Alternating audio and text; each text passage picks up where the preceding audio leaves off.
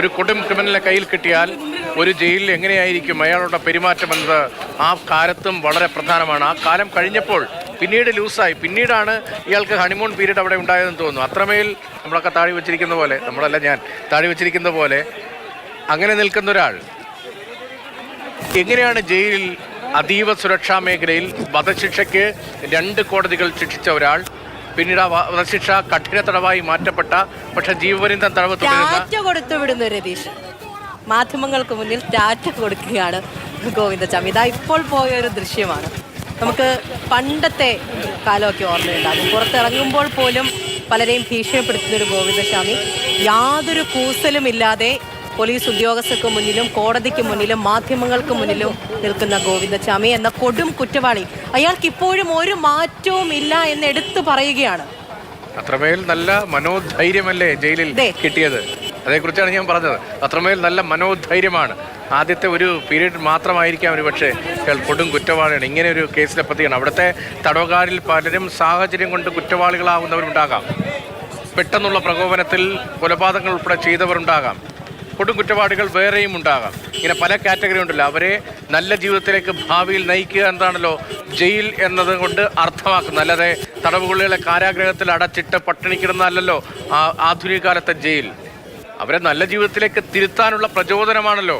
ആ ദുർഗുണ പരിഹാര പാഠശാലയാണ് ജയിൽ. അങ്ങനെ ആ അർത്ഥത്തിലാണല്ലോ ജയിൽ എന്ന് നമ്മൾ ഇപ്പോൾ കാണുന്നത്. പക്ഷേ എന്തൊരു ധൈര്യമാണ്, എന്തൊരു മനോസ്ഥിതിയാണ് ഗോവിന്ദചാമിക്ക്. ഈ 10-12 വർഷം ജയിലിൽ കിടന്നിട്ടും ടാറ്റ കാണിച്ച് വിടുകയാണ്. ഞാനിതാ വീണ്ടും വരും, ഒരു ഇന്റർവെല്ലാണിത് എന്ന് പറയുകയാണ് ഗോവിന്ദചാമി.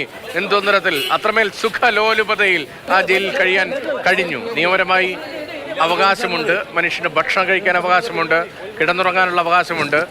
അത് നമ്മുടെ നീതിന്യായ വ്യവസ്ഥ, നമ്മുടെ ഭരണഘടന നമുക്ക് ഉറപ്പു നൽകുന്നതാണ്.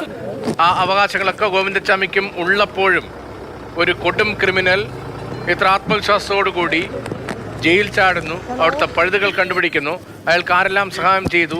അയാൾ ഇപ്പോഴും ഈ ജയിൽ ചാട്ടത്തിന് ശേഷം തെളിവെടുപ്പിനെ കൊണ്ടുവന്നപ്പോഴും അയാൾ ആത്മവിശ്വാസത്തോട് ടാറ്റ കാട്ടി പറഞ്ഞു വിടുകയാണ്. നേരത്തെ ഏതോ ഒരു സിനിമയിലുണ്ടല്ലോ, നീ എന്നെ പോലീസ് ജീപ്പിൽ കയറുമ്പോൾ ടാറ്റ കാണിക്കുമ്പോൾ നീ തിരിച്ചു വന്നിട്ട് ആരെങ്കിലും ആക്രമിക്കുമെന്ന് പോലും അറിയില്ല. അത്രമേൽ വലിയ കൊടും കുറ്റവാളിയാണ്. അതാണ് ഫെലിക്സ്. ദൃശ്യമൊക്കെ അവിടെ നേരിട്ട് കണ്ടുകൊണ്ടിരിക്കുകയാണല്ലോ. ധൈര്യമുണ്ട്, ഒരു ഉളുപ്പുമില്ലാതെ വീണ്ടും അയാളുടെ മനസ്സിലിരിക്കുന്ന ഒരു മാറ്റവും ഇല്ല എന്ന് ഇപ്പോൾ കണ്ടുകൊണ്ടിരിക്കുന്ന നമ്മളായാലും അവിടെ നേരിട്ട് കാണുന്ന നിങ്ങളായാലും നിയമ പോരാട്ടം നടത്തുന്ന ഒരു കുടുംബമായാലും നമ്മളൊക്കെ തലകുനിക്കുന്ന രീതിയിൽ അയാളുടെ മനോഭാവം ഇപ്പോഴും മാറിയിട്ടില്ല എന്ന് പറയുന്നത്. ഇപ്പോൾ വിയൂർ ജയിലിലേക്കൊക്കെ മാറ്റാൻ പോവുകയാണ്. അയാളുടെ മനസ്സിൽ ഇപ്പോൾ എന്തായിരിക്കും? ആ കണ്ണൂർ ജയിൽ ഇത്രയും നാൾ സുഖമായിരുന്നു, ഇനി അങ്ങോട്ടേക്ക് പോകാം. അത്രയ്ക്കുള്ളൊരു മനസ്സ് മാത്രമേ ഇപ്പോൾ അയാൾ കാണിക്കുന്നുള്ളൂ എന്നുള്ളതാണ് അത്ഭുതം. തീർച്ചയായിട്ടും മാധ്യമങ്ങളുടെ ക്യാമറയ്ക്ക് മുമ്പിൽ ടാറ്റ കാണിച്ചാണ് തെളിവെടുപ്പ് പൂർത്തിയാക്കിയ ശേഷം ഈ കൊടും കുറ്റവാളിയായ ഗോവിന്ദചാമി ഇപ്പോൾ ടൗൺ സ്റ്റേഷനിലേക്ക് പോയിട്ടുള്ളത്. അത് നമുക്കറിയാം, അയാൾ എത്ര ലാഘവത്തോടു കൂടിയാണ്, എത്ര നിസ്സാരമായാണ് ഇതിനെയൊക്കെ കാണുന്നത് എന്ന് ആ ഒരു ചേഷ്ടയിലൂടെ വ്യക്തമാണ്. കാരണം മാധ്യമങ്ങൾ ഈ വാഹനത്തിനുള്ളിൽ, അതായത് പോലീസ് വാഹനത്തിനുള്ളിൽ കയറ്റി ഇരുത്തിയ ഗോവിന്ദചാമിയാണ് മാധ്യമങ്ങൾ ദൃശ്യങ്ങൾ പകർത്തുന്ന സമയത്ത് ക്യാമറയ്ക്ക് മുമ്പിൽ കൈ കാണിച്ച് ടാറ്റ കാണിച്ച് ഇയാൾ ഇപ്പോൾ അവിടേക്ക്, അതായത് പോലീസ് സ്റ്റേഷനിലേക്ക് പോയിട്ടുള്ളത്. തെളിവെടുപ്പ് പൂർത്തിയാക്കി. തീർച്ചയായിട്ടും ഗോവിന്ദചാമിക്ക് എവിടെ നിന്ന് കിട്ടുന്നു ഇത്രയും ധൈര്യം എന്നത് വളരെ പ്രധാനപ്പെട്ട ഒരു ചോദ്യമാണ്. ഒരു കൊലക്കേസിൽ നിരന്തരം ഒരു ഹാബിച്വൽ ഒഫൻഡറാണ്. അത് ഒരു കൊലപാതക കേസിലേക്ക് എത്തുന്നു. അതിനുശേഷം അത് വധശിക്ഷ 2 കോടതികൾ, ഹൈക്കോടതി അടക്കം വധശിക്ഷയ്ക്ക് വിധിക്കുന്നു. അതിനുശേഷം സുപ്രീം കോടതിയിൽ പോയി അത് ജീവപര്യന്തമാക്കി ഇളവ് തേടുന്നു. അതിനുശേഷം കണ്ണൂർ സെൻട്രൽ ജയിൽ പോലെ അതീവ സുരക്ഷ ഉണ്ട് എന്ന് നമ്മൾ ഒരു കരുതിയിരുന്ന ആ ജയിലിൽ നിന്നും അയാൾ പുറത്തേക്ക് ചാടുന്നു. അതിനുശേഷം തെളിവെടുപ്പിന് ശേഷം പുറത്തേക്ക് പോകുമ്പോൾ മാധ്യമങ്ങൾക്ക് മുൻപിൽ, ക്യാമറയ്ക്ക് മുമ്പിൽ ടാറ്റ കാണിച്ച് വളരെ സുഖമായി മടങ്ങിപ്പോകുന്ന ഗോവിന്ദചാമിയാണ് കാണാൻ കഴിയുന്നത്. അപ്പോൾ ഇയാളെപ്പോൾ ഒരു കൊടും കുറ്റവാളിയുടെ മനസ്സ് എത്രമാത്രം ക്രൂരമാണ് എന്ന ആ ദൃശ്യങ്ങളിൽ നിന്ന് തന്നെ വ്യക്തമാകുന്നുണ്ട്.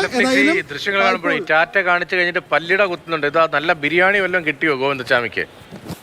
പല്ലിട കുത്തുന്നുണ്ട്, ചവയ്ക്കുന്നുണ്ട്.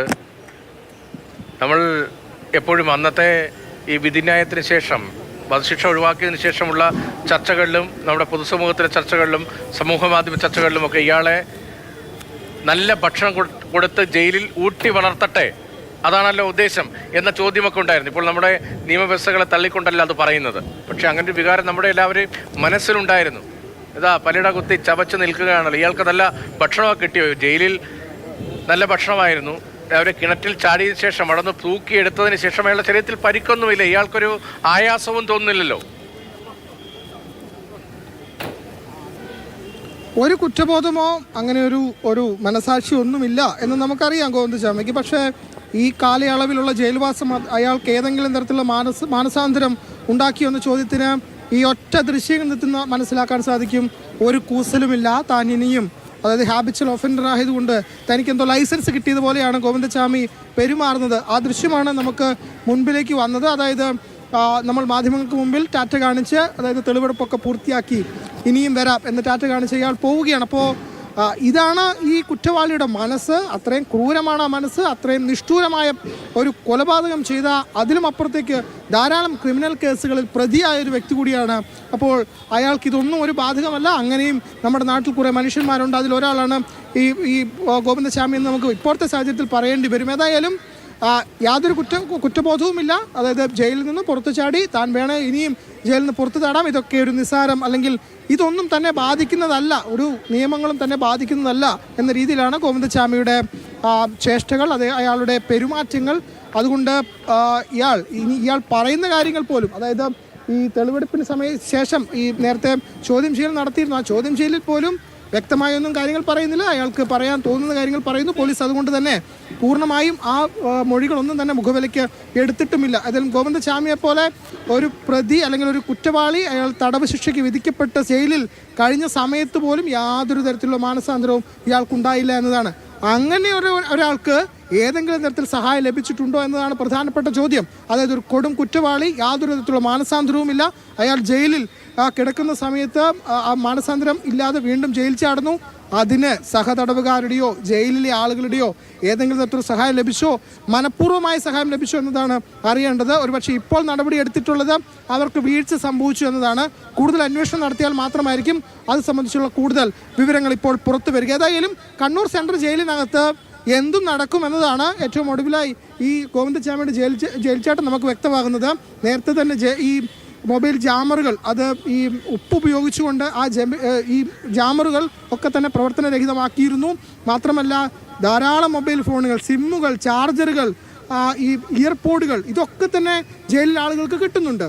അപ്പോൾ ഇതൊക്കെ തന്നെ യഥേഷ്ടം ഉപയോഗിക്കാനുള്ളൊരു അവസരവും അതിനുള്ള സാഹചര്യമൊക്കെ കണ്ണൂർ സെൻട്രൽ ജയിലിൽ ലഭിക്കുന്നുണ്ട് എന്നതാണ് ഏറ്റവും പ്രധാനപ്പെട്ട കാര്യം. അതിനൊരു പരിഹാരവും ഉണ്ടാകുന്നില്ല. അതിൽ രാഷ്ട്രീയക്കാരെ തന്നെ കുറ്റം പറയേണ്ടി വരും. കാരണം രാഷ്ട്രീയ തടവുകാർക്ക് ഇതൊക്കെ യഥേഷ്ടം ലഭിക്കുന്നുണ്ട് എന്നത് നേരത്തെ തന്നെ വ്യക്തമായതാണ്. ലഹരി പദാർത്ഥങ്ങൾ അടക്കമുള്ളവയും ലഭിക്കുന്നുണ്ട്. ഈ 6 മാസങ്ങൾക്ക് മുമ്പാണ് മറ്റൊരു തടവ് പുള്ളി കണ്ണൂർ സെൻട്രൽ ജയിലിൽ തടവ് ചാടിയത്. അതിൻ്റെ CCTV ദൃശ്യങ്ങൾ നമുക്ക് ലഭിച്ചതാണ്.